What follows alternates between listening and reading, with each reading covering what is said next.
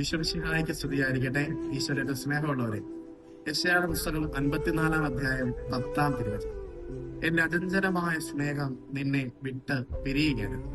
ഈശ്വരൻ ഏറ്റവും പ്രിയമുള്ളവരെ, ഇന്നത്തെ നിങ്ങളോട് പറയാനായിട്ട് ആഗ്രഹിക്കുക, എന്റെയും നിങ്ങളുടെയും ഒക്കെ വ്യക്തി ജീവിതത്തിൽ പലപ്പോഴും എന്നെയും നിങ്ങളെയും സ്വാധീനിക്കുന്ന പലരും കടന്നു വരാറുണ്ട്. ഒരുപക്ഷെ അപ്പനാകാം, അമ്മയാകാം, സുഹൃത്തുക്കളാകാം, ഗുരുക്കന്മാരാകാം.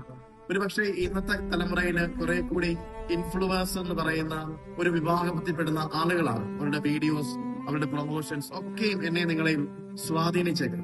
എന്നാൽ അവരുടെയൊക്കെ ഒരു സ്വാധീനത്തിന് ഒരു പരിമിതിയുണ്ട് പ്രിയമുള്ളവരെ. എന്റെ നിങ്ങളുടെ വ്യക്തി ജീവിതത്തിൽ ഈ ആളുകളൊക്കെ ഇടപെടുന്നത് അവരുടെ ആഗ്രഹങ്ങളും അവരുടെ തീരുമാനങ്ങളും അനുസരിച്ചാണ്. അവർ ആഗ്രഹിക്കുന്നത് പോലെ നമ്മൾ അവരെ തിരിച്ച് സ്നേഹിക്കണമെന്നും നമ്മൾ ആഗ്രഹിക്കുന്നത് പോലെ അവർ നമ്മളെ തിരിച്ച് സ്നേഹിക്കണമെന്നും സ്വാധീനിക്കണമെന്നും ഞാനും നിങ്ങളും ആഗ്രഹിക്കുന്നവര്. എന്നാൽ ഇന്നത്തെ വചനത്തിൽ യെശയ്യാ കൃത്യമായി പറയുകയാണ്, എന്റെ അചഞ്ചലമായ സ്നേഹം നിന്നെ വിട്ടുപിരിയുകയാണ്. ഒരു ദൈവമുണ്ട് പ്രിയമുള്ളവരെ, എന്നെയും നിങ്ങളെയും അൺകണ്ടീഷണലായിട്ട് സ്നേഹിക്കും. Without any cause, without any reason he loves you. നിന്നെ അനന്തമായി അചഞ്ചലമായി സ്നേഹിക്കുന്ന ഒരു ദൈവമുണ്ട്. ഇന്ന് പ്രഭാതത്തിൽ അങ്ങനെ ഒരു കർത്താവ് നിന്നെ സ്നേഹിക്കുന്നുണ്ടെന്ന് നിനക്ക് ബോധ്യമാണ്.